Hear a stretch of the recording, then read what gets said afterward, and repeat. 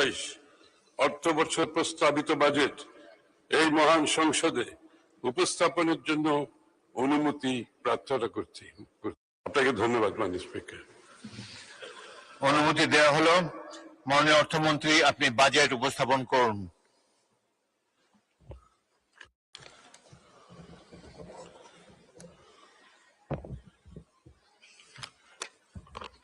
ধন্যবাদ মাননীয় স্পিকার। বিসমিল্লাহির রহমানির রহিম। মাননীয় স্পিকার, আসসালামু আলাইকুম। দীর্ঘ দেড় শতকের ফ্যাসিবাদ বিরোধী লড়াইয়ের ধারাবাহিকতায় 2024 এই ছাত্র জনতার রক্তক্ষয়ী গণ অভ্যুত্থানের মধ্য দিয়ে বাংলাদেশ আবার নতুন করে গণতন্ত্রের পথে যাত্রা শুরু করেছে। এই যাত্রা পেরিয়ে 2026 সালের 12 ফেব্রুয়ারি একটি অবাধ, সুষ্ঠু ও শান্তিপূর্ণ জাতীয় নির্বাচনে দুই তৃতীয়াংশ সংখ্যাগরিষ্ঠতা নিয়ে বিএনপির নেতৃত্বে সরকার গঠিত হয়েছে।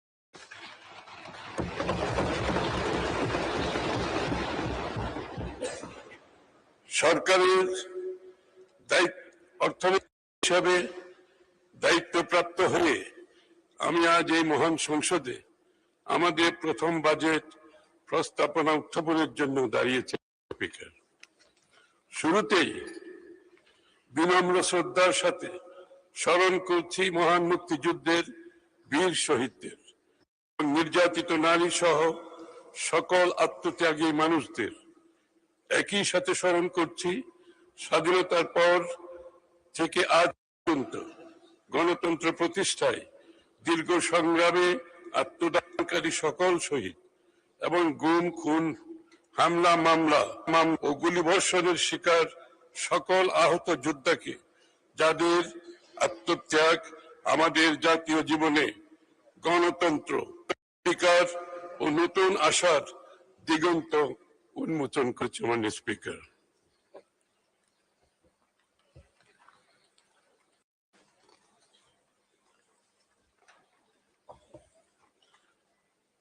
দেশ ও জনগণের প্রতিটি ক্রান্তি লগ্নে শহীদ প্রেসিডেন্ট জিয়াউর রহমান এবং পরবর্তীতে দেশনেত্রী বেগম খালেদা জিয়ার নেতৃত্বে বিএনপি বরাবরই জনগণের আশা আকাঙ্ক্ষার পক্ষে অবস্থান নিয়েছে এবং দেশকে এগিয়ে নিয়েছে।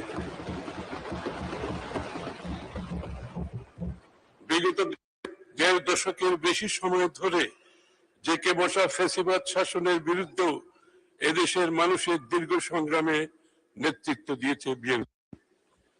2016 সালের ভিশন 2030, 2022 সালের রাষ্ট্র মেরামতের 27 দফা এবং 2023 সালের যুগপৎ আন্দোলনের 31 দফার ভিত্তিতে বিএনপির নেতৃত্বে যে আন্দোলন গড়ে উঠেছে, এটি ফ্যাসিবাদ বিরোধী গণ অভ্যুত্থানের জমিন তৈরি করেছে।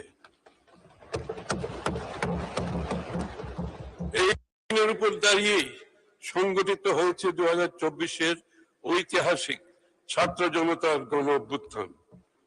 মাননীয় প্রধানমন্ত্রী তারেক রহমানের নেতৃত্বে রাজনীতি ও রাষ্ট্র ব্যবস্থার সংস্কার, মেরামত ও রূপান্তরের 31 দফার পথ ধরে বিএনপি গণ অভ্যুত্থানের আকাঙ্ক্ষাকে ধারণ করে আরো সম্প্রসারিত প্রস্তাব জুলাই জাতীয় সনদে উপস্থাপন করেছে। আমরা যে জুলাই জাতীয় সনদ স্বাক্ষর করেছি, সেটা অক্ষরে অক্ষরে বাস্তবায়ন করার ঘোষণাও ইতিমধ্যে জাতির সামনে দিয়েছেন।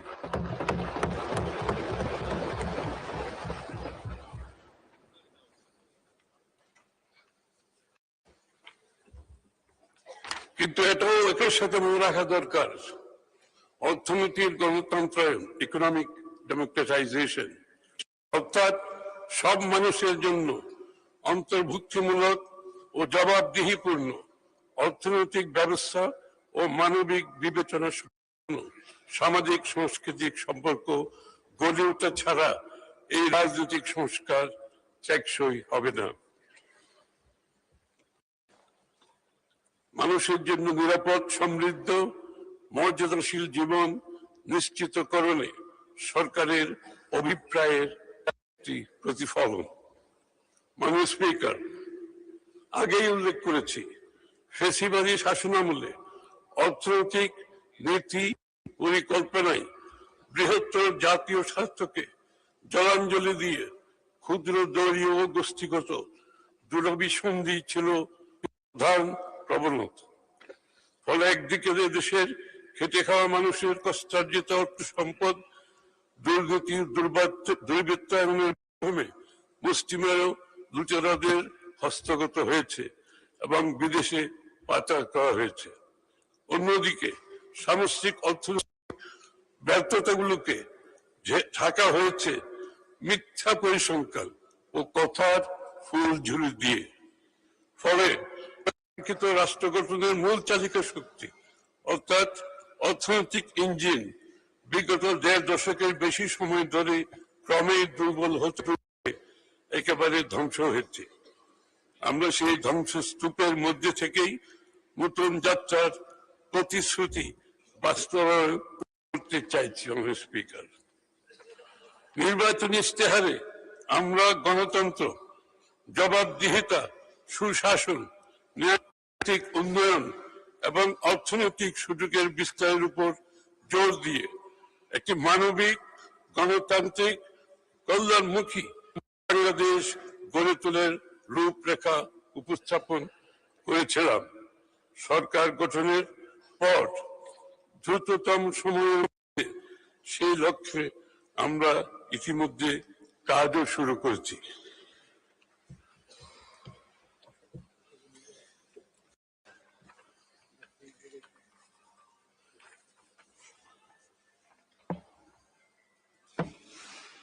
মাননীয় স্পিকার, জনগণের গৌরবময় গণ অভ্যুত্থানের ফলশ্রুতিতে তৈরি হওয়া নতুন গণতান্ত্রিক আকাঙ্ক্ষা বাস্তবায়নে আমাদের এই অভিযাত্রার শুরুতেই ভূ রাজনৈতিক অস্থিরতার জেরে আমরা নতুন ও তীব্রতর চ্যালেঞ্জের মুখোমুখি হয়েছি।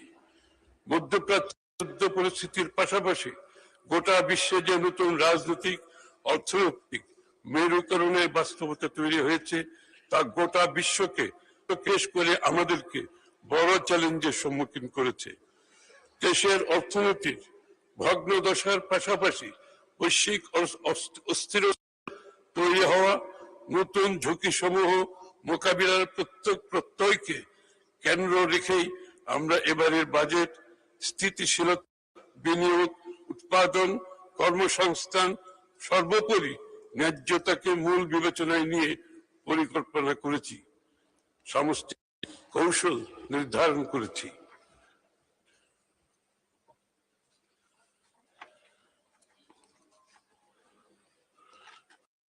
চাই এজন্য সরকার 10টি প্রধান অগ্রাধিকার বিবেচনায় রেখে বাজেট প্রস্তাব দাঁড় করিয়েছে। এই 10টি প্রস্তাবগুলো আমি পড়ে শোনাচ্ছি। মাননীয় স্পিকার, 1, সবার জন্য উন্নয়ন। আমাদের লক্ষ্য অর্জনের লক্ষ্য সর্বজনের, সর্বশ্রেণীর, সর্বখাতের, সকল অঞ্চলের সুষম অংশগ্রহণ, অংশীদারিত্ব নিশ্চিত, বৈষম্যহীন ও অন্তর্ভুক্তিমূলক অর্থনীতি প্রতিষ্ঠা করা। 2, সবার জন্য মানসম্পন্ন শিক্ষা ও স্বাস্থ্যসেবা সকল নাগরিকের মৌলিক অধিকার হিসেবে বাস্তবমুখী, দক্ষতা নির্ভর, মূল্যবোধ ভিত্তিক শিক্ষা ব্যবস্থা বাস্তবায়নের মাধ্যমে তরুণ প্রজন্মকে যোগ্য মানব সম্পদে পরিণত করা। দ্বিতীয়ত, মৌলিক অধিকার হিসেবে সবার জন্য মানসম্মত সর্বজনীন স্বাস্থ্য সুরক্ষা নিশ্চিত করা।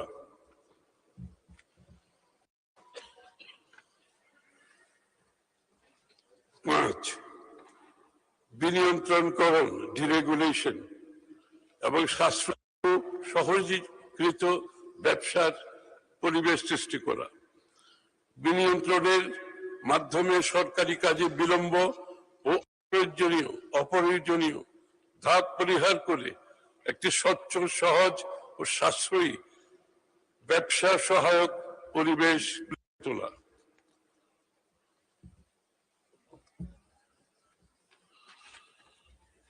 ফিরিয়ে আনা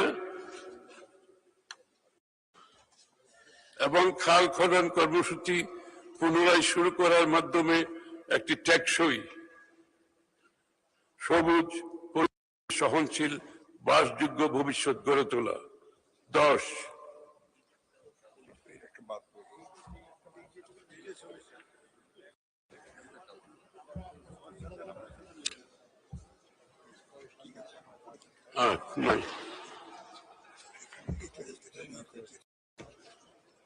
পাঁচ, 8, 9, 8 তো ঠিক আছে। আচ্ছা আচ্ছা ঠিক আছে, এই তো 9 তো প্রকৃতি। আচ্ছা আচ্ছা, আর্থিক খাতে, সরি। 5-এর পরে বিনিয়ন্ত্রণের পরে 6 আর্থিক খাতের স্থিতিশীলতা। ব্যাংক ও আর্থিক খাতের শৃঙ্খলা, স্বচ্ছতা, জবাবদিহিতা প্রতিষ্ঠা করে আমানতকারীদের আস্থা ও বদ্ধতা ফিরিয়ে আনা। পুঁজিবাজার সংস্কারের মাধ্যমে বিনিয়োগ উৎসাহ প্রদান। 7, জ্বালানি নিরাপত্তা। উৎপাদনশীল কর্মকাণ্ডের ধারাবাহিকতা নিশ্চিত করতে বিদ্যুৎ ও জ্বালানি নিরবিচ্ছিন্ন সরবরাহ নিশ্চিতের পাশাপাশি সাশ্রয়ী, নির্ভরযোগ্য, পরিবেশ বান্ধব বিদ্যুৎ জ্বালানি ব্যবস্থা গড়ে তুলতে আত্মনির্ভরশীল জ্বালানি নিরাপত্তা গড়ে তোলা। 8, তথ্য ও যোগাযোগ প্রযুক্তির বিকাশ। একটি ভবিষ্যৎমুখী, গতিশীল, প্রকৃত অর্থে প্রযুক্তিগতভাবে অন্তর্ভুক্তিমূলক বাংলাদেশ গড়ে তোলার মাধ্যমে বাংলাদেশকে বিশ্বের অন্যতম প্রধান আইসিটি রপ্তানিকারক দেশে রূপান্তর করা। 9, প্রকৃতি, পরিবেশ ও পানি সম্পদ ব্যবস্থাপনা। জলবায়ু পরিবর্তনের অভিঘাত থেকে দেশকে রক্ষা করা ও জীবন বৈচিত্র্য সুরক্ষার জনগণের অংশগ্রহণে বনায়নকে একটি সবুজ বিপ্লবে রূপান্তর, উন্নয়ন কর্মকাণ্ডে পরিবেশগত বিবেচনার পাশাপাশি নদী সমূহের নব্যতা ফিরিয়ে আনা এবং খাল খনন কর্মসূচি পুনরায় শুরু করার মাধ্যমে একটি টেকসই, সবুজ ও পরিবেশ সহনশীল, বাসযোগ্য ভবিষ্যৎ গড়ে তোলা। 10, স্বচ্ছ, দক্ষ, জবাবদিহিমূলক প্রতিষ্ঠান ও প্রশাসনিক ব্যবস্থা। টেকসই রাষ্ট্রীয় সক্ষমতা গড়ে তোলার লক্ষ্যে মেধাভিত্তিক, জবাবদিহিমূলক প্রতিষ্ঠান এবং প্রশাসনিক ব্যবস্থা গড়ে তোলার পাশাপাশি সরকারি বিনিয়োগ বাস্তবায়ন দক্ষ, কার্যকর করে তোলা।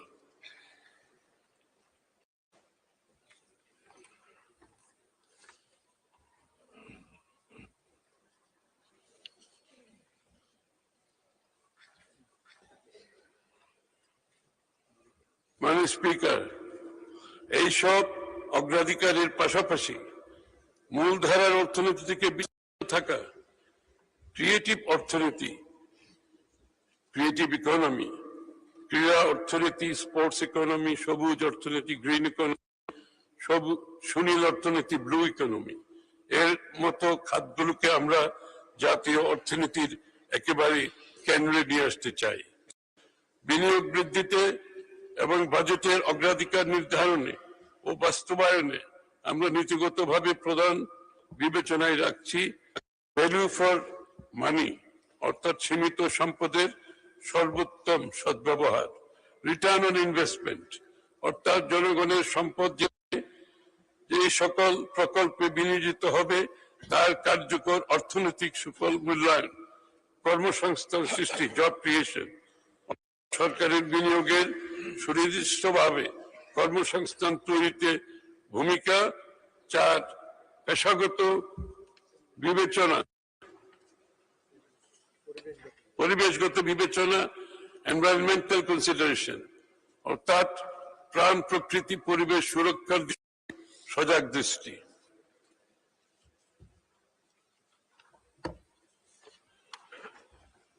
সামষ্টিক অর্থনীতির তুলনামূলক চিত্র। মাননীয় স্পিকার, আমি বিগত ফ্যাসিবাদী সরকারের সময়ের সঙ্গে বিএনপির পূর্বতন সরকারের সময়ের সামষ্টিক অর্থনীতির সূচক সমূহের তুলনামূলক চিত্র তুলে ধরছি।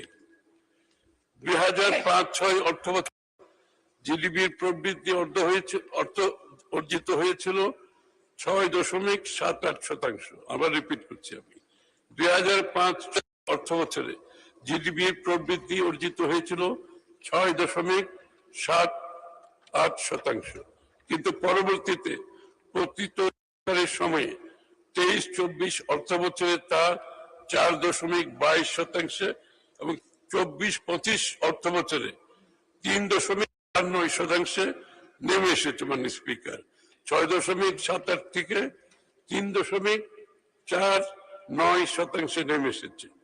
2005-06 সময়ে সাধারণ মূল্যস্ফীতি ছিল 7.17%, যা বেড়ে 24 সালের জুলাই মাসে 11.66% পৌঁছায়, অর্থাৎ 7% থেকে 11% পৌঁছে গেছে। সম্পদের অসম বন্টন ব্যবস্থা, সুশাসনের অভাব, দুর্নীতির কারণে অর্থনৈতিক বৈষম্য বেড়েছে। 2005 সালে আয় ভিত্তিক গিনি কোএফিসিয়েন্ট ছিল 0.467, যা বৃদ্ধি পেয়ে 2000 সালের সর্বশেষ জরিপ অনুযায়ী 0.499 এ পৌঁছেছে। রাজস্ব জিডিপি অনুপাত নিম্ন রয়ে গেছে, এখনো তা 8% কাছাকাছি অবস্থান করছে। কর জিডিপি অনুপাত 6.8%, যা দক্ষিণ এশিয়ার মধ্যে সর্বনিম্ন। 2005 সালের ডিসেম্বরে সামগ্রিক ব্যাংকিং খাতে খেলাপি ঋণের হার ছিল 13.6%। পক্ষান্তরে 2025-26 অর্থ বছরে প্রথম প্রান্তিকে খেলাপি ঋণ বেড়ে 35.73% দাঁড়িয়েছে, যার পরিমাণ প্রায় 6,44,000 কোটি টাকা। মানে স্পিকার, লক্ষ্য করুন, 13% থেকে ঋণ খেলাপি বিএনপি 13% সময় থেকে ঋণ এসে দাঁড়িয়েছে 35%। 2005 সালে সামগ্রিক ব্যাংকিং খাতে মূলধন পর্যাপ্ততা ক্যাপিটাল রেশিও ছিল 7.3%। 2025 সালের শেষে ঋণাত্মক, অর্থাৎ -2.64% নেমে এসেছে। 7.3 থেকে -2.64% নেমে এসেছে। 2005-06 অর্থ বছরের বেসরকারি খাতে ঋণের প্রবৃদ্ধি 18.8% থেকে অনেক কমে 2024-25 এ 6.5% নেমে এসেছে।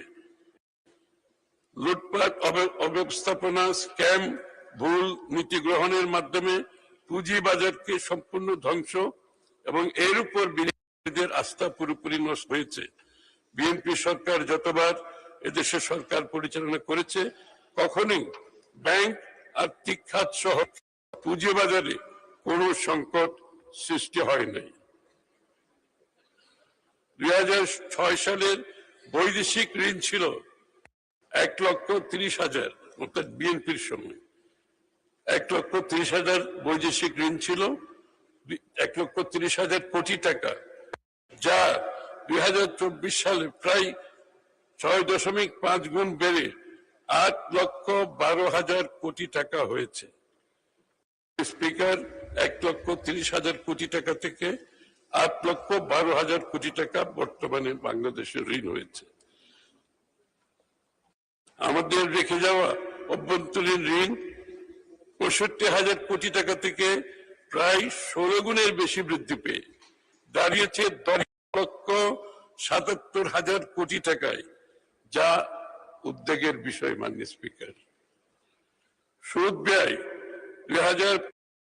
2005-06 সালে 8,500 কোটি টাকা থেকে 13 গুণের বেশি বৃদ্ধি 2023-24 সালে 1,14,700 কোটি টাকায় পৌঁছেছে।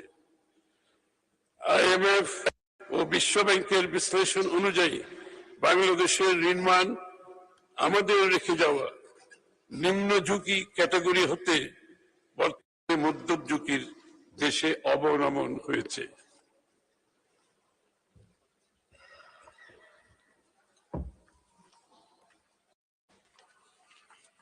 দুই 2005-06 সালে রপ্তানি ও আমদানির প্রবৃদ্ধি ছিল যথাক্রমে 21.6% ও 12.2%। পক্ষান্তরে 2023-24 সালে সূচক দুটির প্রবৃদ্ধি ছিল ঋণাত্মক। 2005-06 সালে মার্কিন ডলারের বিপরীতে টাকার বিনিময় 68 টাকা হতে 2023-24 সালে বেড়ে 122 টাকায় পৌঁছেছে, যা বৈদেশিক লেনদেনে ভারসাম্য বৈদেশিক মুদ্রার রিজার্ভে প্রভাব ফেলছে। বৈশ্বিক ভূ রাজনৈতিক প্রেক্ষাপট ও তার প্রভাব, মধ্যপ্রাচ্য সংকট। মাননীয় স্পিকার, আমাদের সরকার গঠনের 10 দিনের মাথায় মধ্যপ্রাচ্য সংকট শুরু হয়। অর্থনীতিতে আকস্মিক ঝুঁকি তৈরি হয়। মধ্যপ্রাচ্যের সংকটে আন্তর্জাতিক বাজারে জ্বালানি তেল, LNG ও সারের দাম দ্বিগুণেরও দ্বিগুণ বৃদ্ধি পেয়েছে। জ্বালানির মূল্য বৃদ্ধি বিদ্যুৎ, কৃষি, পরিবহন ও শিল্পে উৎপাদন ব্যয় বাড়িয়েছে। মূল্যস্ফীতি ও ভর্তুকির চাপ বৃদ্ধি পেয়েছে। আমদানি ব্যয় বৃদ্ধিতে বৈদেশিক মুদ্রার রিজার্ভের চাপ বেড়েছে। মধ্যপ্রাচ্য আমাদের প্রবাসী জনগোষ্ঠীর জন্য সবচেয়ে গুরুত্বপূর্ণ গন্তব্য। তাই এই অঞ্চলে দীর্ঘস্থায়ী অস্থিরতার কারণে কর্মসংস্থান ও প্রবাস আয় প্রবাহের উপর প্রভাব পড়তে পারে।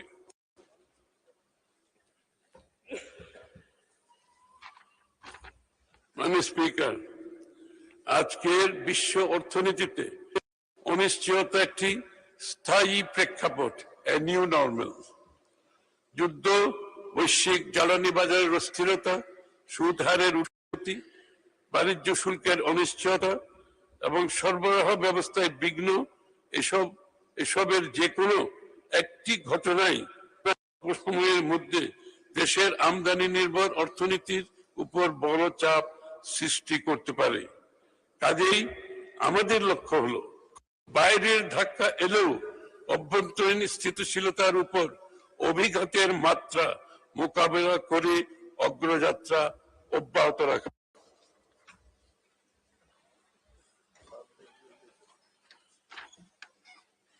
সরকারের মধ্যমেয়াদী অর্থনৈতিক নীতি কৌশল। মাননীয় স্পিকার, দেশের বর্তমান বাস্তবতা পর্যালোচনায় স্পষ্ট যে ফেসিবাদী সরকারের অনিয়ম, দুর্বল ব্যবস্থাপনা, দুর্নীতির কারণে অর্থনীতি এখনো নানা চ্যালেঞ্জের মুখোমুখি। তবে আমরা বিশ্বাস করি যে রাজনৈতিক সদিচ্ছা, সঠিক নীতি, কার্যকর সরকার, বাস্তবমুখী পরিকল্পনার মাধ্যমে এই পরিস্থিতি থেকে উত্তরণ সম্ভব। অর্থনীতির পুনরুদ্ধার, বাজারে আস্থা ফেরানো এবং নতুন প্রবৃদ্ধির সুযোগ সৃষ্টিতে সরকার নিরলসভাবে কাজ করে যাচ্ছে। মাননীয় স্পিকার, একটি শক্তিশালী ও সমৃদ্ধ অর্থনীতির ভিত্তি গড়ে উঠে দেশের প্রতিটি নাগরিকের সৃজনশীলতা, শ্রম, দক্ষতা ও উৎপাদনশীল সক্ষমতার উপর।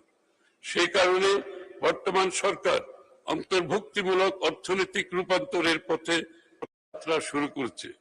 ফলে উন্নয়নের সুফল সমাজের সকল স্তরের মানুষের কাছে পৌঁছে যাবে। এই লক্ষ্য রেখে দেশের অর্থনীতিতে স্থিতিশীলতা অর্জন, পুনর্গঠন, বিনিয়োগ নির্ভর প্রবৃদ্ধির পথে এগিয়ে নিতে মধ্যমেয়াদী কৌশল কাঠামো প্রণয়ন করেছি। মাননীয় স্পিকার, এই কাঠামোর আওতায় 2030-31 অর্থবছরের মধ্যে আমরা দেশের প্রকৃত জিডিপির 8.5% উন্নীত করতে, মূল্যস্ফীতি 5% নামিয়ে আনতে প্রত্যক্ষ বিদেশি বিনিয়োগের পরিমাণ জিডিপির 2%, 2%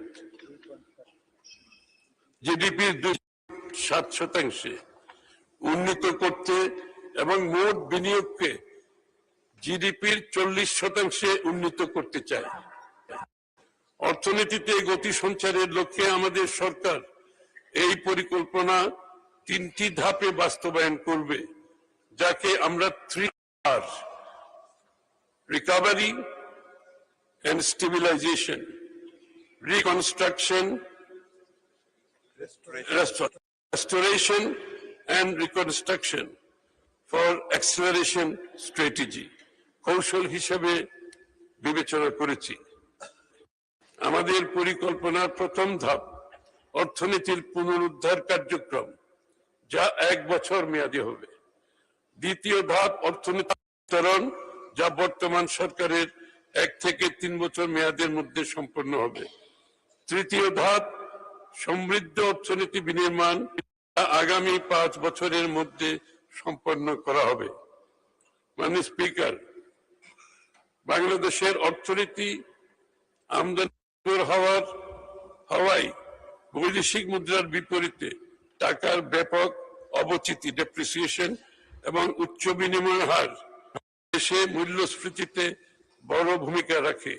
এজন্য একটি স্থিতিশীল মুদ্রা বিনিময় ব্যবস্থা বজায় রাখতে বৈদেশিক মুদ্রার রিজার্ভ শক্তিশালীকরণে জোর দেওয়া হচ্ছে। মূল্যস্ফীতি নিয়ন্ত্রণের লক্ষ্যে মুদ্রাস্ফীতি ও রাজস্ব নীতির কার্যকর সমন্বয়ের মাধ্যমে বাজারে অর্থ সরবরাহ নিয়ন্ত্রিত রাখা হবে।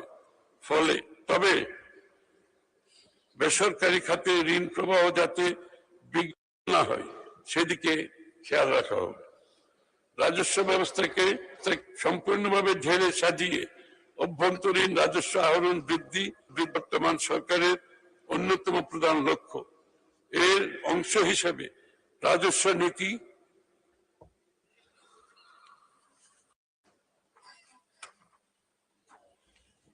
রাজস্ব ব্যবস্থাপনাকে আলাদা করার উদ্যোগ নেওয়া হয়েছে। এক্ষেত্রে সংশ্লিষ্ট বিশেষজ্ঞদের সমন্বয়ে কর নীতি প্রণয়ন করা হবে। কর ব্যবস্থাপনাকে সম্পূর্ণ অটোমেশন আওতায় আনার মাধ্যমে রাজস্ব ফাঁকি রোধ করা হবে এবং কর ব্যবস্থায় জনগণের হয়রানি নিরসন করে আস্থা ফিরিয়ে আনবে। বর্তমানে কর জিডিপির অনুপাত 6.8%, যা আমরা আগামী 2030-31 অর্থ বছরের মধ্যেই 9.6% এবং রাজস্ব জিডিপির অনুপাত বর্তমান 8% থেকে 11% উন্নীত করব। ফ্যাসিবাদী সরকারের সময়ে দুর্নীতি ও সংশ্লিষ্ট অপরিকল্পিত প্রকল্প গ্রহণ এবং তার উন্নয়নের জন্য বিপুল পরিমাণে ঋণ গ্রহণ করায় আমাদের ডেট সাস্টেইনেবিলিটি ঝুঁকির মুখে পড়েছে। আমরা বর্তমান মধ্যম মানের থেকে নিম্ন ঝুঁকির ঋণ মানে ফিরে আসতে চাই। তাই আমরা রাজস্ব বৃদ্ধির মাধ্যমে বাজেট ঘাটতি সহনীয় পর্যায়ে রেখে ঋণ ব্যবস্থাপনায় শৃঙ্খলা ফিরিয়ে আনতে চাই। আমরা বিশ্বাস করি অতীতের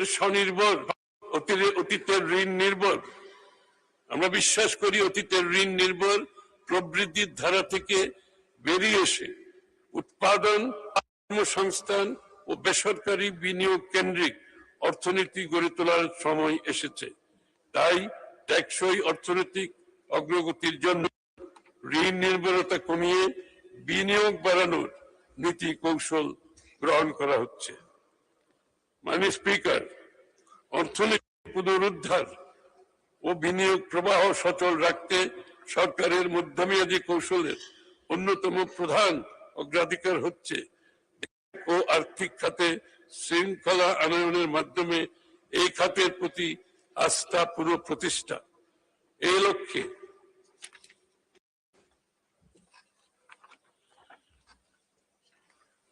ঋণ, এই ক্ষেত্রে খেলাপি ঋণ হ্রাস, ঋণ অনুমোদন, পুনঃ তফসিলকরণ ব্যবস্থায় সত্যতা নিশ্চিত করা এবং ব্যাংক পরিচালনায় জবাবদিহি জোর করা হচ্ছে।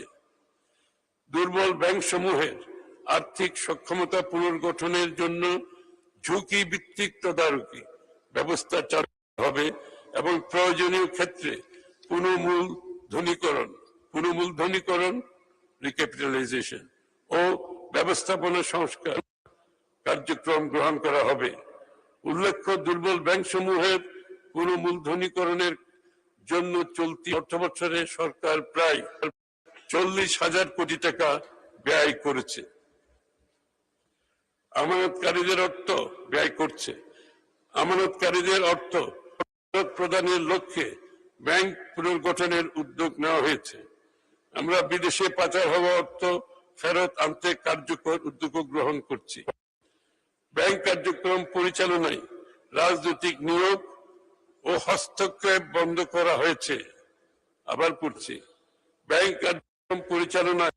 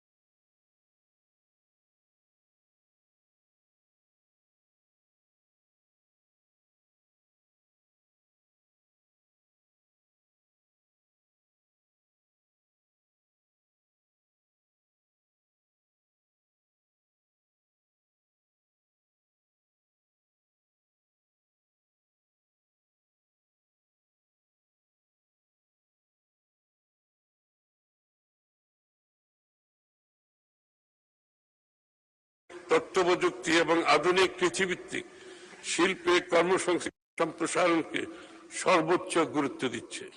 শ্রমবাজারের চাহিদা ভিত্তিক কারিগরি ও বৃত্তিমূলক প্রশিক্ষণ সম্প্রসারণ, তরুণ উদ্যোক্তাদের অর্থায়ন সহায়তা এবং নারী ও প্রান্তিক জনগোষ্ঠীর কর্মসংস্থানের সুযোগ বৃদ্ধি করা হচ্ছে।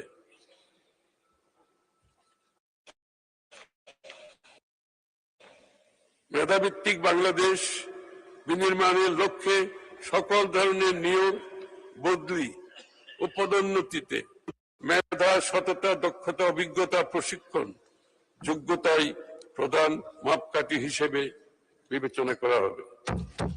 সরকারি কর্মচারীরা বিগত প্রায় 11 বছর যাবৎ একই বেতন কাঠামোতে বেতন ভাতা পাচ্ছেন। ইতিমধ্যে মূল্যজনিত কারণে জীবনযাত্রার ব্যয় অনেক বৃদ্ধি পেয়েছে। আমরা সরকারি কর্মচারীদের জন্য নতুন বেতন কাঠামো 1 জুলাই 2026 হতে ধাপে ধাপে বাস্তবায়ন করার ঘোষণা দিচ্ছে মাননীয় স্পিকার। দেশের বিভিন্ন অঞ্চলের মধ্যে অর্থনৈতিক, সামাজিক, অবকাঠামোগত বৈষম্য কমিয়ে সমতা ভিত্তিক সুষম উন্নয়নে বহুমুখী পরিকল্পনা বাস্তবায়ন করা হচ্ছে। মাননীয় স্পিকার, এবারে বাজেট প্রণয়ন ও সরকারের মধ্যমেয়াদী নীতি কৌশল নির্ধারণে বাজেট পূর্ববর্তী পূর্ববর্তী অংশীজনদের সাথে ধারাবাহিক আলোচনায় প্রাপ্ত সুপারিশ সমূহ সক্রিয় বিবেচনায় নেওয়া হয়েছে। বর্তমানে সীমাবদ্ধতা ও চ্যালেঞ্জ সত্ত্বেও আমরা মনে করি নতুন বাজেট অর্থনীতিতে ইতিবাচক পরিবর্তনের সূচনা করবে, বিনিয়োগ বান্ধব পরিবেশ সৃষ্টি, কর্মসংস্থান সৃষ্টি, উদ্যোক্তা বিকাশ এবং উৎপাদনশীল খাতের সম্প্রসারণের মাধ্যমে অর্থনীতিকে আরো গতিশীল শক্তিশালী করা হবে। আমাদের লক্ষ্য এমন একটি অর্থনৈতিক কাঠামো গড়ে তোলা যেখানে বেসরকারি খাত হবে প্রবৃদ্ধির প্রধান বেসরকারি খাত হবে প্রবৃদ্ধির প্রধান চালিকা শক্তি এবং তরুণ নারীদের জন্য সৃষ্টি হবে নতুন সম্ভাবনার ক্ষেত্র।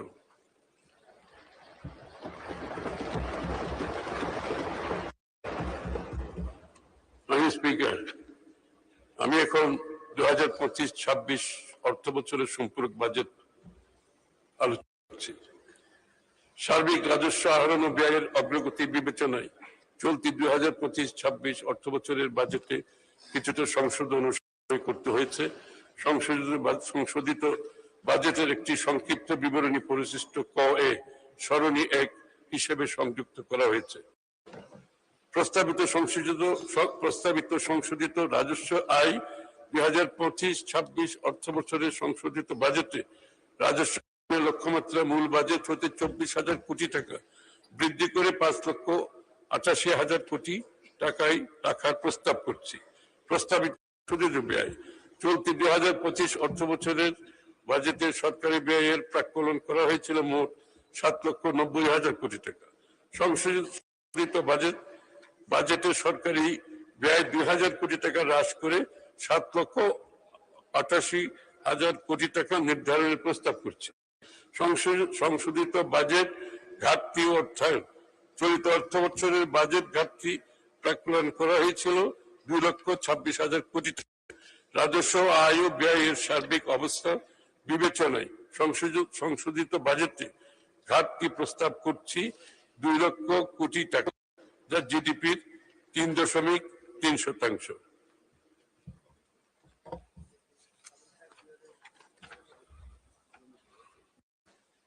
স্পিকার, 2026-27 অর্থ বছরের প্রস্তাবিত বাজেট আমি তুলে ধরছি। স্পিকার, এই পর্যায়ে আমি আগামী 26-27 অর্থ বছরের বাজেট কাঠামোর উপর আলোকপাত করছি। আগামী অর্থ বছরের প্রস্তাবিত আয় ও ব্যয়ের একটি চিত্র পরিশিষ্ট ক এর সারণী 2-তে বিস্তারিতভাবে উপস্থাপন করেছি।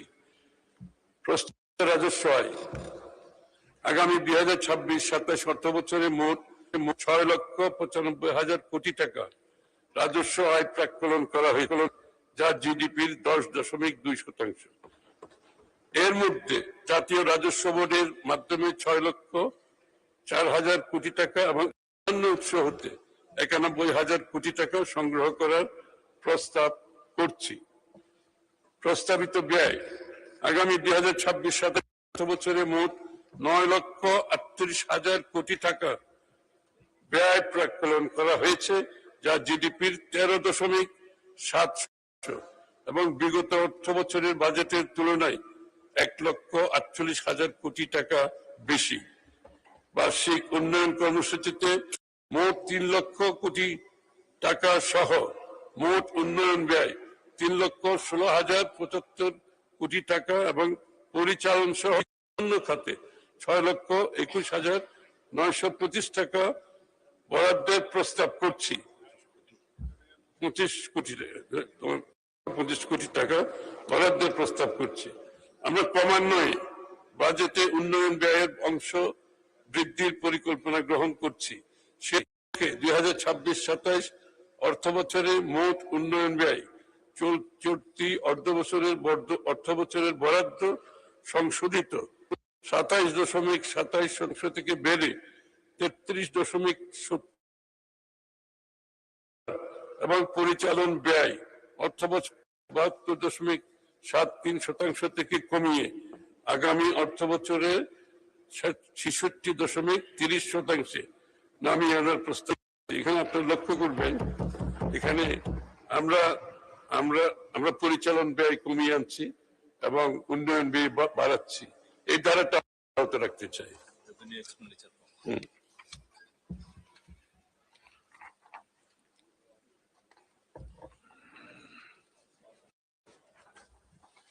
বার্ষিক উন্নয়ন কর্মসূচিতে বরাদ্দ প্রদানের ক্ষেত্রে মানব সম্পদ উন্নয়ন, জ্ঞান ভিত্তিক সমাজ বিনির্মাণে অপরিহার্য শিক্ষা, স্বাস্থ্য, গবেষণা ও প্রযুক্তি খাত ও তৃণমূলের মানুষের অর্থনৈতিক ক্ষমতায়নকে অগ্রাধিকার দেওয়া হয়েছে। পাশাপাশি বিনিয়োগ ও টেকসই উন্নয়নের জন্য প্রয়োজনীয় ভৌত অবকাঠামো উন্নয়নও বিশেষ গুরুত্ব আরোপ করা হয়েছে। বার্ষিক উন্নয়ন কর্মসূচির খাতওয়ারি বরাদ্দ পরিশিষ্ট ক এর সারণী 3তে তুলে ধরা হয়েছে।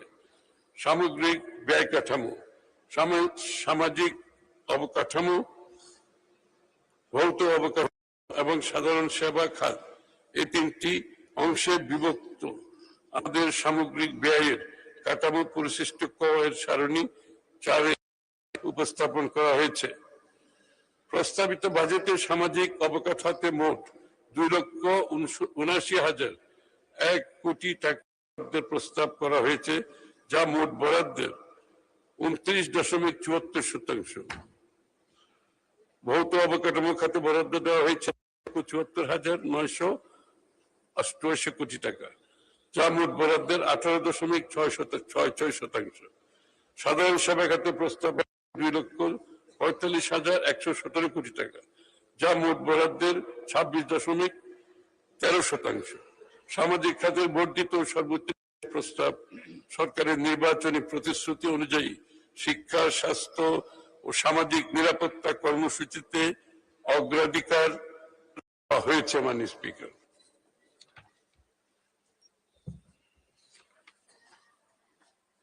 চলতি 2025-26 অর্থ বছরে যা ছিল 1,18,000 কোটি টাকা, অর্থাৎ আমরা ব্যাংকিং ব্যবস্থা হতে ঋণ গ্রহণের পরিমাণ আগামী অর্থ বছরে 6,000 কোটি টাকা হ্রাস করার প্রস্তাব করছি। আমরা ক্রমান্বয়ে মাননীয় স্পিকার ব্যাংকিং খাত থেকে ঋণ কমানো শুরু করেছি। আশা করি এটা এই ধারা অব্যাহত থাকবে। এই টাকা প্রাইভেট সেক্টর বিনিয়োগ করতে পারবে, এই জন্য আমরা এই কর্মকাণ্ডটা খুব সিরিয়াসলি আমরা ধারণ করেছি। ফ্যাসিবাদী সরকারের সময়ে ব্যাপক হারে ঋণ গ্রহণ, দেশের ঋণ ও সুদ পরিশোধ বাবদ ব্যয় অত্যধিক পরিমাণে বৃদ্ধি পেয়েছে। তাই বাজেট ঘাটতি 2005-06 অর্থ বছরে বাজেট ঘাটতি ছিল জিডিপির 2.9%। পক্ষান্তরে 2023-24 অর্থ বাজেট ঘাটতি বেড়ে জিডিপির 4.5% দাঁড়িয়েছে। এই অবস্থা হতে উত্তরণে আমরা ঋণ ব্যবস্থাপনা সংস্কার, উচ্চ রিটার্ন সমৃদ্ধ খাতে সরকারি বিনিয়োগ, প্রকল্প বাস্তবায়ন কাঠামো আধুনিকায়ন এবং এর মাধ্যমে বিনিয়োগের গুণমান নিশ্চিত হবে, অর্থ প্রবাহ বৃদ্ধি পাবে এবং এই মাল্টিপ্লায়ার প্রভাবে অর্থনৈতিক কর্মকাণ্ড অধিকতর গতিশীল হবে।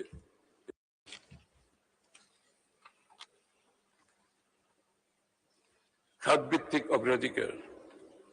স্পিকার, এই সরকারের অগ্রাধিকার অনুসারে খাতভিত্তিক কর্ম পরিকল্পনা ও প্রস্তাবিত বাজেট কাঠামোর সংক্ষিপ্ত বিবরণ তুলে ধরছি। খাতভিত্তিক বিস্তারিত বরাদ্দ পরিশিষ্ট ক সারণী 4-এ সংযোজিত। প্রস্তাবিত বাজেটের সম্পদ সঞ্চালনে শিক্ষা ও মানব সম্পদ, স্বাস্থ্য, দক্ষতা ভিত্তিক কর্মসংস্থান, সামাজিক সুরক্ষা, কৃষি ও খাদ্য নিরাপত্তা, নারীর ক্ষমতায়ন, জ্বালানি নিরাপত্তা, অবকাঠামো, স্থানীয় সরকার ও গ্রামীণ উন্নয়ন, ক্রিয়েটিভ অর্থনীতি, জলবায়ু পরিবর্তন ও তথ্য প্রযুক্তিকে বিশেষ অগ্রাধিকার দেওয়া হয়েছে। শিক্ষা ও মানব সম্পদ উন্নয়ন। ফ্যাসিবাদের দীর্ঘ সময়ে ভেঙে পড়া কাঠামোর সবচেয়ে সংকটাপন্ন খাতগুলোর একটি ছিল শিক্ষা। তারুণ্যের আকাঙ্ক্ষাকে ধারণ করে যে জুলাই গণঅভ্যুত্থানের মাধ্যমে আজ আমরা গণতান্ত্রিক বাংলাদেশে ফিরে এসেছি, সেখানে অবশ্যই আমাদের ভবিষ্যৎ প্রজন্মের জন্য এমন একটি বাংলাদেশ গড়ে তুলতে হবে যেখানে শিক্ষার্থীরা সৎ, যোগ্য, দক্ষ এবং দায়িত্বশীল নাগরিক হিসাবে গড়ে উঠবে।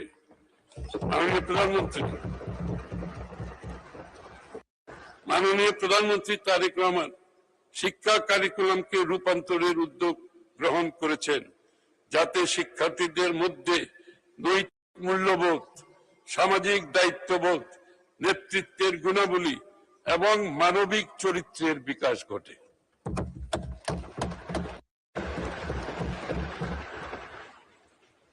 আমরা শিক্ষার্থী ও শিক্ষকদের জন্য এমন পরিবেশ করতে চাই যাতে তারা আধুনিক শিক্ষা, প্রশিক্ষণ ও সুযোগ সুবিধার মাধ্যমে নিজেদের সর্বোচ্চ সম্ভাবনা বিকশিত করতে পারে।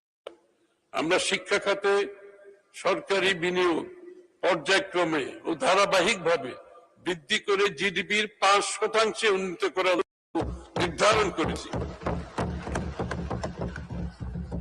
আমরা শিক্ষা কারিকুলামে কারিগরি ও বৃত্তিমূলক শিক্ষা, তৃতীয় ভাষা শিক্ষা, ক্রীড়া ও সংস্কৃতির বিকাশ, প্রযুক্তি নির্ভর শিক্ষা এবং লার্নিং উইথ হ্যাপিনেস বা আনন্দময় শিক্ষাকে বিশেষ গুরুত্ব দিতে চাই।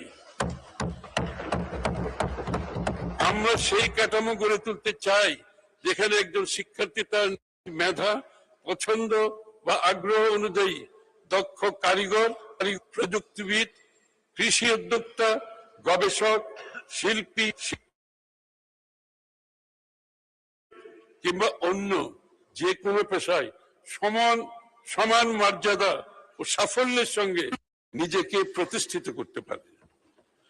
প্রতিষ্ঠান সমূহে শিক্ষার্থীদের সুপ্ত প্রতিভা বিকাশে ক্লাব ভিত্তিক সহশিক্ষা কার্যক্রম যেমন বিতর্ক, বিজ্ঞান মেলা, সাংস্কৃতিক অনুষ্ঠান, সাহিত্য চর্চাকে উৎসাহিত করা হবে। বাংলাদেশকে দক্ষতা ভিত্তিক অর্থনীতিতে রূপান্তর করতে ষষ্ঠ শ্রেণী থেকে পর্যায়ক্রমে সবার জন্য কারিগরি শিক্ষা চালু করা হবে। শিক্ষাক্রমে বাংলা ও ইংরেজির পাশাপাশি বাধ্যতামূলক তৃতীয় ভাষা যেমন জাপানিজ, কোরিয়ান, ম্যান্ডারিন, আরবি, ফ্রেঞ্চ, জার্মান ইত্যাদি কারিকুলামে অন্তর্ভুক্ত করা হবে। এই লক্ষ্যে আমাদের সরকার তৃতীয় ভাষা জ্ঞান সম্পন্ন শিক্ষার্থীদের মধ্য থেকে সেই সকল দেশে উচ্চশিক্ষায় গমনেচ্ছুদের 10 লক্ষ টাকা পর্যন্ত ঋণ সুবিধা প্রদান করছে। মেয়েদের জন্য বিনামূল্যে স্নাতক পর্যন্ত শিক্ষা সম্প্রসারণ করা হয়েছে।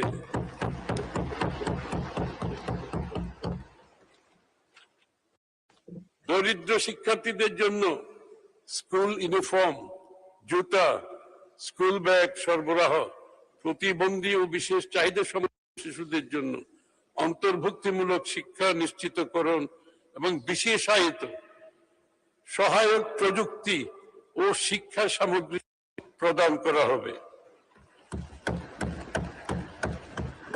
ছাত্র ছাত্রীদের পুষ্টির চাহিদা মেটাতে সুস্বাস্থ্য নিশ্চিতকরণে মিড ডে মিল কর্মসূচি চালু ও পর্যায়ক্রমে সারা দেশে সম্প্রসারণ এবং ছাত্রী শিক্ষিকাদের স্যানিটেশন ও হাইজিনকে প্রাধান্য দিয়ে স্বাস্থ্যসেবা নিশ্চিত করা হবে।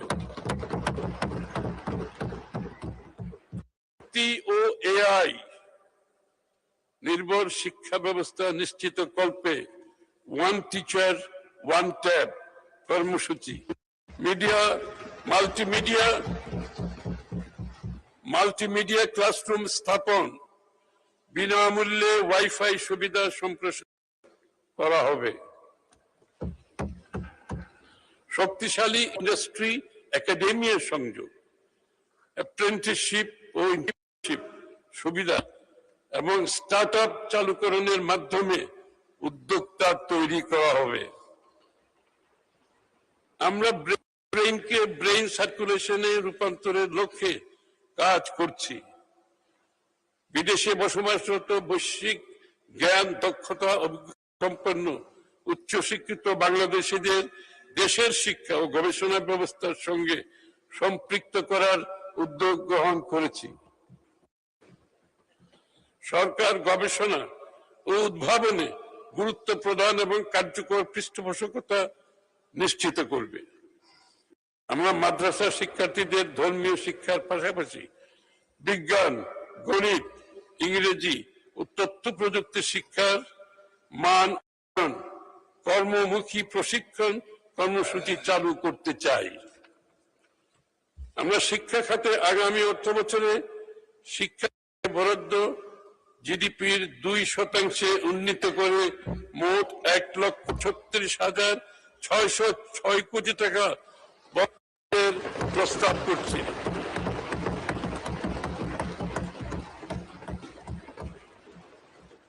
এটা সর্বোচ্চ মাননীয় স্পিকার, যা 2025-26 অর্থবছরে ছিল 87,206 কোটি টাকা, জিডিপি 1.39%, সেখান থেকে বাড়িয়ে 2% অতিরিক্ত করা হয়েছে মাননীয় স্পিকার। স্বাস্থ্য ও পরিবার মাননীয় স্পিকার, একটি স্বাস্থ্যবান জাতি গঠনে টেকসই উন্নয়ন ও সমৃদ্ধ বাংলাদেশ বিনির্মাণের পূর্ব। ফেসিবাদী সময়ে স্বাস্থ্য খাতে অপরিকল্পিত অবকাঠামো নির্মাণ উপকরণ ক্রয়ে যে পরিমাণ ব্যয় হয়েছে তার একটি বড় অংশই দুর্নীতির মাধ্যমে লুটপাট করা হয়েছে। তাই স্বাস্থ্য সেবার মান উন্নয়ন হয়নি। সেই কারণে আজ দেশের হাসপাতালগুলো অতিরিক্ত রোগীর চাপে হিমশিম খাচ্ছে। সাধারণ মানুষ মানসম্মত চিকিৎসা থেকে বঞ্চিত হচ্ছে, আর বিপুল সংখ্যক রোগী বিদেশমুখী হওয়ায় মূল্যবান বৈদেশিক মুদ্রা দেশ থেকে বেরিয়ে যাচ্ছে। আমাদের স্বাস্থ্যনীতির মূল উদ্দেশ্য হবে সর্বজনীন ও ন্যায়সঙ্গত স্বাস্থ্যসেবা নিশ্চিত করুন, চিকিৎসা কেন্দ্রিক থেকে প্রতিরোধ কেন্দ্রিক স্বাস্থ্য ব্যবস্থায় রূপান্তর, গ্রামীণ ও প্রান্তিক জনগোষ্ঠীর কাছে স্বাস্থ্য সেবা পৌঁছে দেওয়া, মাতৃ ও শিশু স্বাস্থ্য, পুষ্টি ও টিকাদান জোরদার করুন, স্বাস্থ্য প্রযুক্তি ও চিকিৎসা শিল্পের বিকাশ ঘটানো। আমরা স্বাস্থ্য খাতে সরকারি বিনিয়োগ পর্যায়ক্রমে ধারাবাহিকভাবে বৃদ্ধি করে জিডিপির 5% উন্নীত করার লক্ষ্য নির্ধারণ করেছি। আমরা স্বাস্থ্য খাতে সরকারি বিনিয়োগ পর্যায়ক্রমে ও ধারাবাহিকভাবে বৃদ্ধি করে জিডিপির 5% উন্নীত করার লক্ষ্য ধারণ করেছি। কালিটা পড়লে না তো জন্য আবার দ্বিতীয়বার পড়লাম। এটা একটা বিশাল পদক্ষেপ।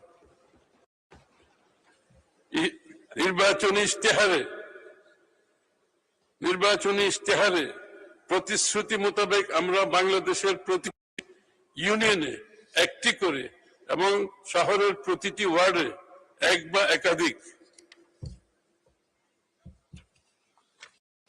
আধুনিক প্রাথমিক স্বাস্থ্যসেবা ইউনিট স্থাপনের পরিকল্পনা গ্রহণ করেছি এবং বাস্তবায়ন প্রক্রিয়া ইতিমধ্যে শুরু হয়েছে। সর্বজনীন স্বাস্থ্য সুরক্ষার আওতায় প্রত্যেক নাগরিককে ন্যাশনাল হেলথ সিস্টেমের আওতায় আধুনিক হেলথ কার্ড প্রদান করা হবে। জটিল রোগের বিশেষায়িত চিকিৎসা সহজলভ্য ও সুশৃঙ্খল করার লক্ষ্যে প্রতিটি জেলা হাসপাতাল ও সংশ্লিষ্ট সকল উপজেলা স্বাস্থ্য কমপ্লেক্সকে সমন্বিতভাবে একটি পূর্ণাঙ্গ সেকেন্ডারি স্বাস্থ্যসেবা ইউনিট হিসেবে গড়ে তোলা হবে। উপজেলা স্বাস্থ্য কমপ্লেক্সগুলোতে শয্যা সংখ্যা বৃদ্ধির পাশাপাশি মা, নবজাতক, শিশু জনন স্বাস্থ্যসেবা এবং ফিজিওথেরাপির ব্যবস্থা থাকবে। সার্জারি সহ জটিল ও বিশেষায়িত চিকিৎসা সেবা সদর হাসপাতালগুলোতে কেন্দ্রীভূত করা হবে। Coronary care, kidney dialysis unit ইত্যাদির ব্যবস্থা থাকবে।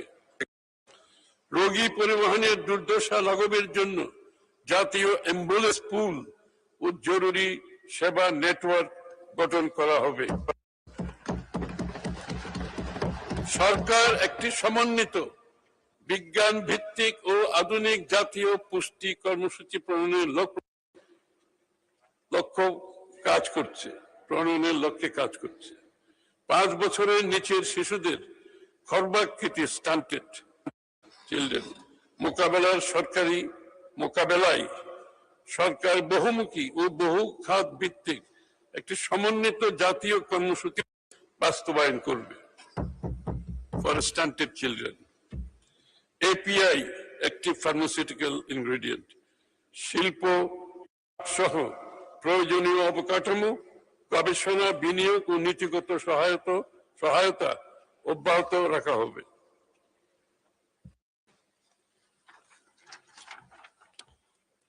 LDC থেকে উত্তরণের প্রেক্ষাপটে ঔষধ শিল্পের ধারাবাহিক বিকাশ, উদ্ভাবন সক্ষমতা বৃদ্ধি এবং বৈশ্বিক বাজারে অবস্থান আরো সুদৃঢ় করতে প্রয়োজনীয় আর্থিক প্রণোদনা ও সহায়ক নীতিমালা সুবিধা প্রদান করা হবে। দেশব্যাপী একটি টেকসই ও আধুনিক ঔষধ ও ভ্যাকসিন সরবরাহ নেটওয়ার্ক খোলা হবে, যাতে প্রত্যন্ত অঞ্চলেও সময় মতো প্রয়োজনীয় ওষুধ ও টিকা পৌঁছানো সম্ভব হয়।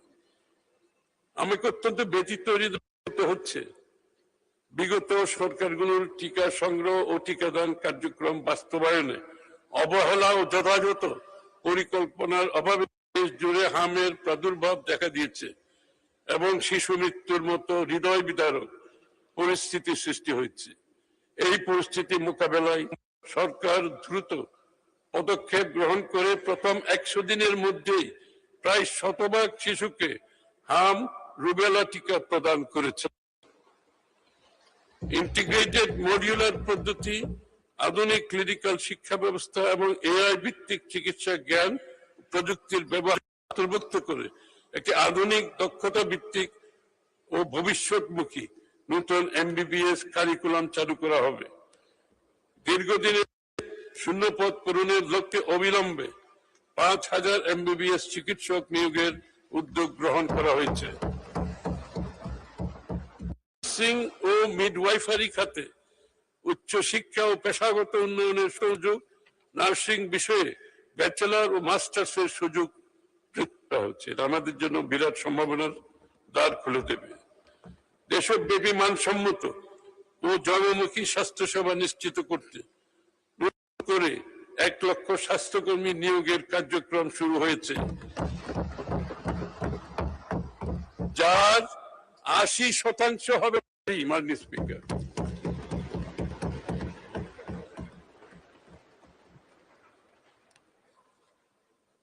স্থানীয় ও বৈদেশিক চাহিদা পূরণের লক্ষ্যে শিক্ষিত বেকার যুবক যুবতীদের কর্মসংস্থান সৃষ্টির জন্য 4 মাস মেয়াদী জেনারেল কেয়ারগিভার প্রশিক্ষণ কার্যক্রম গ্রহণ করা হয়েছে। কেয়ারগিভারের একটা বিশাল বিশ্বজুড়ে মার্কেট আছে, বাংলাদেশেও আছে। সেই কাজটা আমরা দ্রুত সেদিকে আমরা এগিয়ে যাচ্ছি ইনশাআল্লাহ। সরকার চিকিৎসা সরঞ্জাম ও মেডিকেল ডিভাইস শিল্পকে একটি অগ্রাধিকার প্রাপ্ত শিল্প খাত উন্নয়নের উদ্যোগ গ্রহণ করেছে। সীমিত আয়ের মানুষের পকেট থেকে চিকিৎসা ব্যয়ের বোঝা কমানো, মানসম্মত ওষুধের সহজলভ্যতা নিশ্চিত করা এবং সার্বজনীন স্বাস্থ্য সুরক্ষা নিশ্চিত করা হবে। আগামী 2026-27 অর্থ বছরে স্বাস্থ্য পরিবার কল্যাণ মন্ত্রণালয়ের জন্য 69,409 কোটি টাকা বরাদ্দের প্রস্তাব করছি।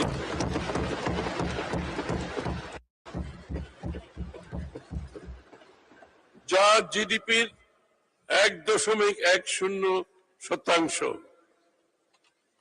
এত বড় স্বাস্থ্য বাজেট আর কোন সময় দেওয়া হয়নি। 25-26 অর্থ বছরের সংশোধিত বাজেট এ বাবদ বরাদ্দ ছিল আরো কম, 35। কৃষি ও খাদ্য নিরাপত্তা, মাননীয় স্পিকার, আমাদের সরকারের অন্যতম প্রধান অঙ্গীকার হলো কৃষিকে জাতীয় সমৃদ্ধির প্রধান চালিকা শক্তিতে পরিণত করা। কৃষি খাতে মৌলিক যুগান্তর এবং প্রান্তিক জনগোষ্ঠীর দোরগোড়ায় 10টি সেবা পৌঁছে দিতে সরকার চলতি বছরের পহেলা বৈশাখ আনুষ্ঠানিকভাবে কৃষক কার্ড কর্মসূচি চালু করেছে।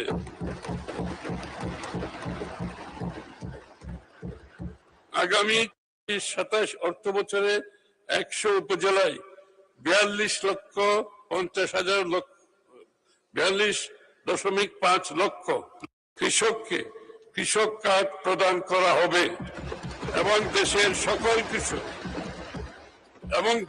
সকল কৃষককে পর্যায়ক্রমে কৃষক কার্ড প্রদান করার পরিকল্পনা রয়েছে।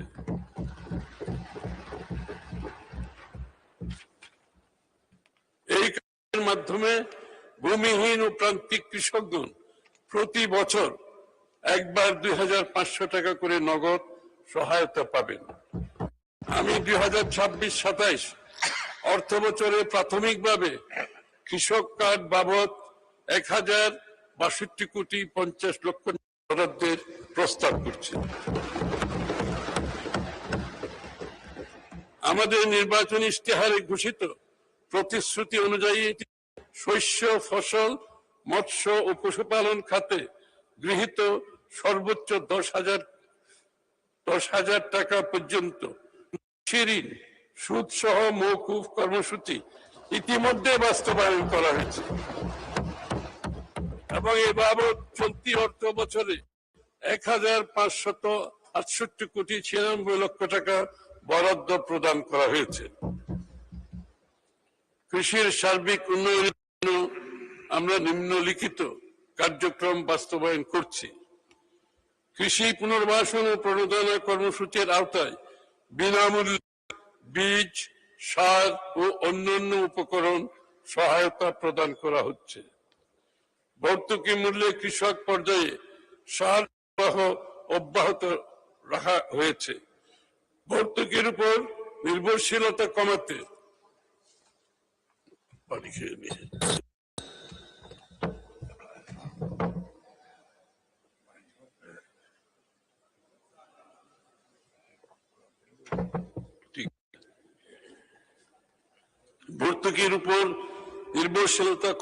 সাশ্রয়ী উৎপাদন নিশ্চিতে কৃষিকে যান্ত্রিকীকরণ কর্মসূচি জোরদার করা হচ্ছে। আমাদের অনেক সময় শ্রমিকের অভাব থাকে, এর জন্য কৃষিকে আরো সামনের দিকে নিয়ে যাওয়ার জন্য যান্ত্রিকীকরণ প্রয়োজনীয়তা দেখা দিয়েছে। কৃষি পণ্যের বহুমুখীকরণ কার্যক্রম জোরদার করা হয়েছে। পতনশীল খাদ্য পণ্যের জন্য কোল্ড স্টোরেজ ও কোল্ড চেইন ব্যবস্থা সম্প্রসারণ করা হচ্ছে। আমাদের অনেক খাদ্যশস্য নষ্ট হয়ে যায়, এই জন্য এই ব্যবস্থা নেওয়া হচ্ছে। স্পিকার, আম চাষীদের জন্য বরেন্দ্র অঞ্চলে বিশেষ হিমাগার স্থাপন করা হচ্ছে।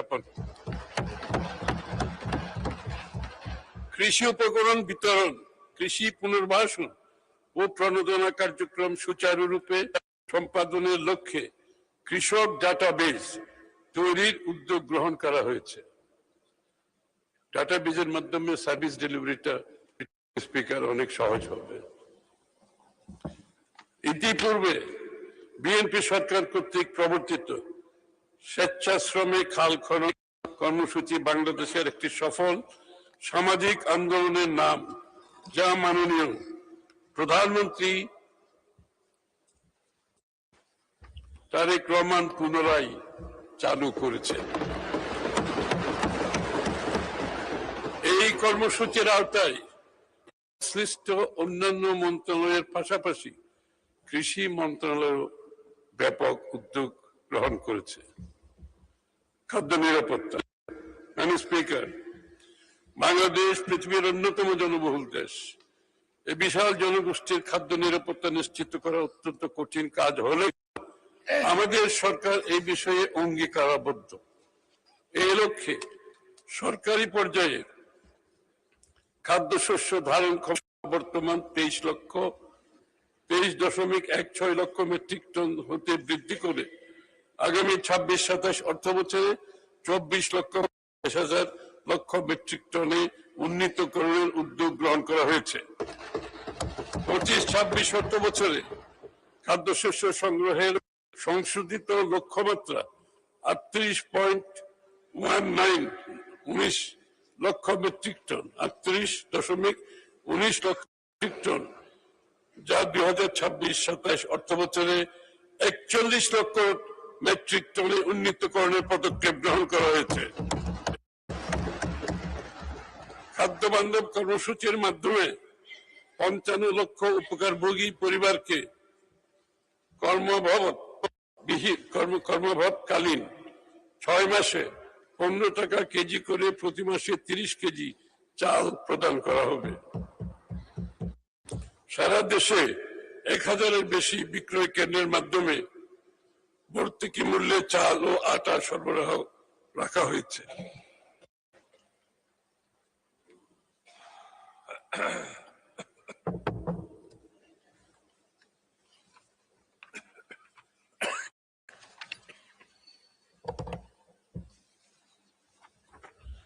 চালের বাজার নিয়ন্ত্রণ রাখতে 419 উপজেলা ওএমএস কার্যক্রম চালু করা হয়েছে।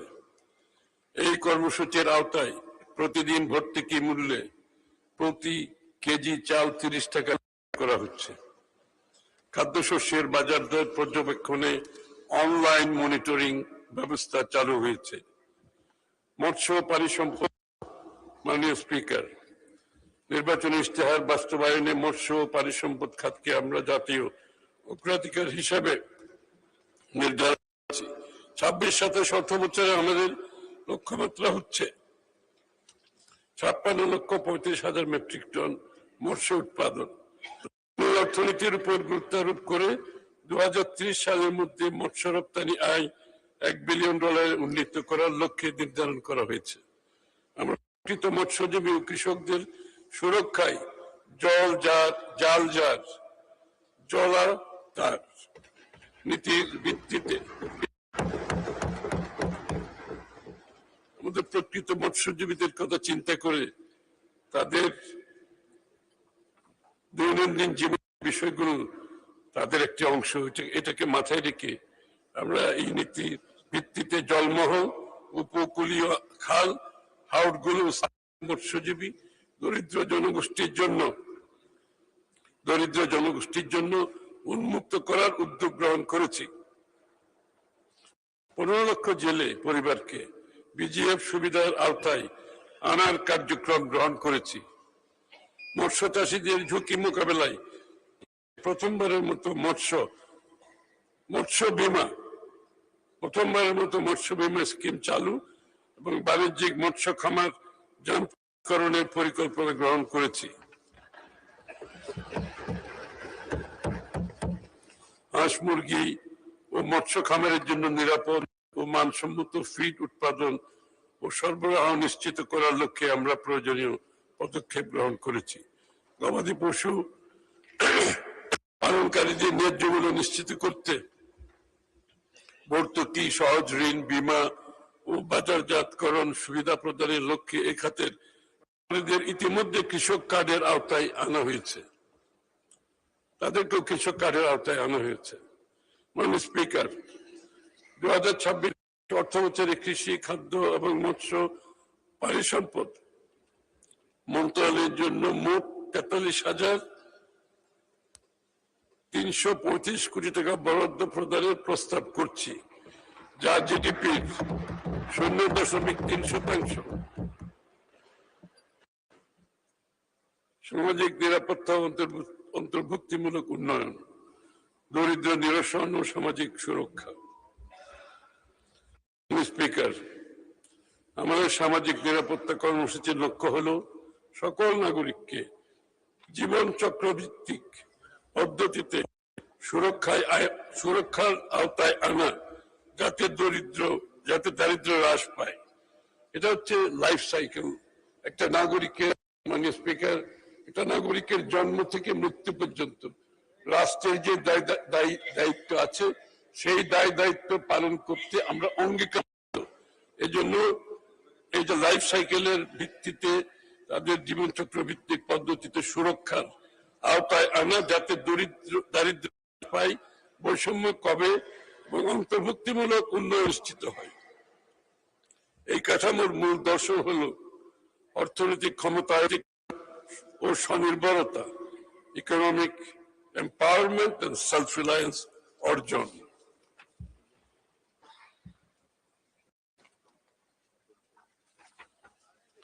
সামাজিক নিরাপত্তা কর্মসূচির মাধ্যমে আমরা একটি বৈষম্যহীন মানবিক কল্যাণ ভিত্তিক রাষ্ট্র গড়ে তুলতে এ লক্ষ্যে সরকার বেশ কিছু কার্যক্রম গ্রহণ করেছে। সামাজিক সুরক্ষা ও নারীর অর্থনৈতিক ক্ষমতায়ন নিশ্চিত করবে আমাদের সরকারের সিগনেচার প্রোগ্রাম ফ্যামিলি কার্ড কর্মসূচি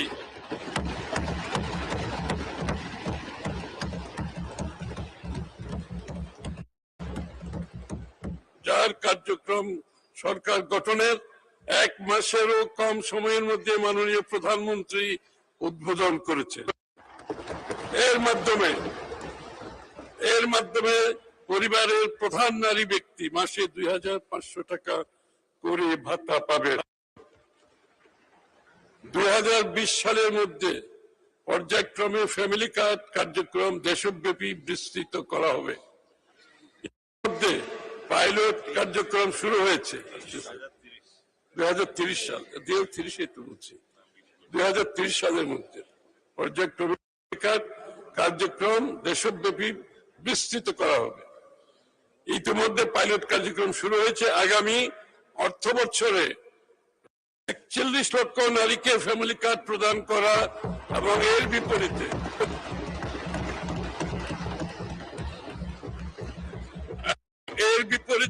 14,500 কোটি টাকা বরাদ্দ প্রস্তাব করছি।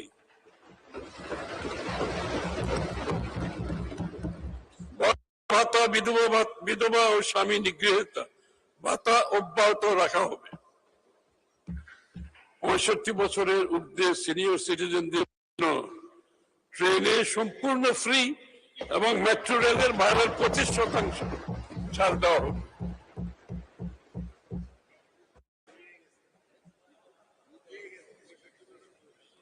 প্রতিবন্ধী ভাতাভোগীর সংখ্যা 48 বাড়ানো হবে এবং মাসিক ভাতা 1000 টাকা করা হবে। প্রতিবন্ধী শিক্ষার্থী ভাতার সংখ্যা 1 লক্ষে উন্নীত করা হবে। স্তরভেদে মাসিক ভাতা 1000 থেকে 1400 টাকা করা যাবে। মা ও শিশু সহায়তা কর্মসূচির আওতায় 18.95 লক্ষ 18.95 লক্ষ মা ও শিশু সহায়তা কর্মসূচির আওতায় 18.95 লক্ষ মা ও শিশুকে মাসে 850 টাকা দেওয়া হবে।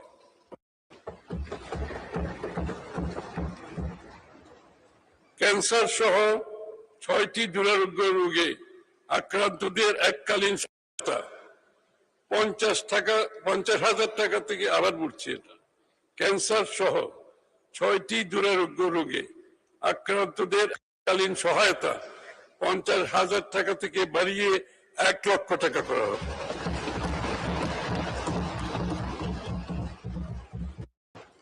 বেসরকারি কর্মীদের জন্য সর্বজনীন পেনশন ফান্ডের আওতায় অবসর গ্রহণকালে মোট অর্থের 30% গ্র্যাচুইটি হিসেবে প্রদানের সিদ্ধান্ত নেওয়া হয়েছে।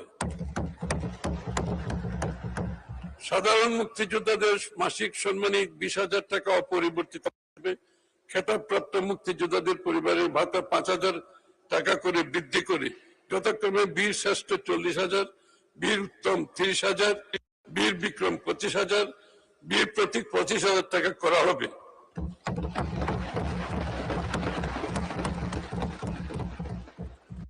জুলাই গণ অভ্যুত্থানের শহীদ পরিবারদের মাসিক 20,000 টাকা এবং এ বি সি ক্যাটাগরিতে আহতদের যথাক্রমে 20, 15 ও 10,000 টাকা মাসিক ভাতা অব্যাহত থাকবে। সামাজিক নিরাপত্তা খাতে 26-27 অর্থ বছরে 26-27 অর্থ বছরে 1,46,338 কোটি টাকা বরাদ্দের প্রস্তাব করছে। মানে স্পিকার, সামাজিক নিরাপত্তা খাতে এত বড় বরাদ্দ বাংলাদেশে হয়েছে কিনা আমার জানা নেই।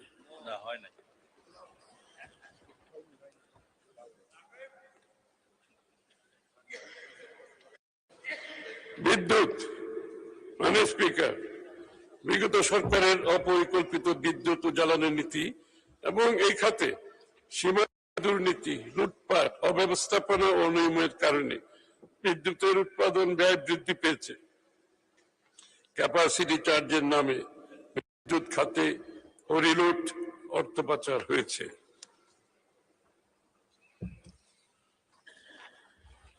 বিগত সরকারের সময় সংশোধিত বেশ কিছু মেগা প্রকল্পে একতরফা বিতর্কিত শর্ত যুক্ত থাকায় বিদ্যুৎ আমদানি ও ক্রয়ে অতিরিক্ত ব্যয়ের বোঝা আমাদের উপর চেপে বসেছে। এখানে বার্ষিক ভর্তুকির পরিমাণ 40,000 কোটি টাকা ছাড়িয়ে গেছে। বর্তমানে দেশের স্থাপিত বিদ্যুৎ উৎপাদন ক্ষমতা 28,919 মেগাওয়াট, আমদানি ও অনগ্রিড নবায়নযোগ্য সহ নিরবিচ্ছিন্ন ও মানসম্পন্ন বিদ্যুৎ সরবরাহ এখনো নিশ্চিত হয়নি। মানে স্পিকার, আমরা দায়িত্বের পর বিদ্যুৎ খাতের উন্নয়নে সর্বোচ্চ গুরুত্ব প্রদানের পাশাপাশি বিদ্যুৎ উৎপাদন, সঞ্চালন ও বিতরণে স্বল্প মধ্য দীর্ঘমেয়াদী পরিকল্পনা গ্রহণ ও বাস্তবায়নের উদ্যোগ গ্রহণ করেছি। আমাদের উল্লেখযোগ্য উদ্যোগসমূহ হচ্ছে বিদ্যুৎ খাতে দুর্নীতি ও অনিয়ম বিরোধপূর্বক এই খাতের স্বচ্ছতা ও জবাবদিহি নিশ্চিতকরণ, বিদ্যুৎ খাতের দুর্নীতি ও অনিয়ম প্রতিরোধ এই খাতের স্বচ্ছতা জবাবদিহি নিশ্চিতকরণ, বিদ্যুৎ খাতের দুর্নীতির সাথে জড়িতদের চিহ্নিত করে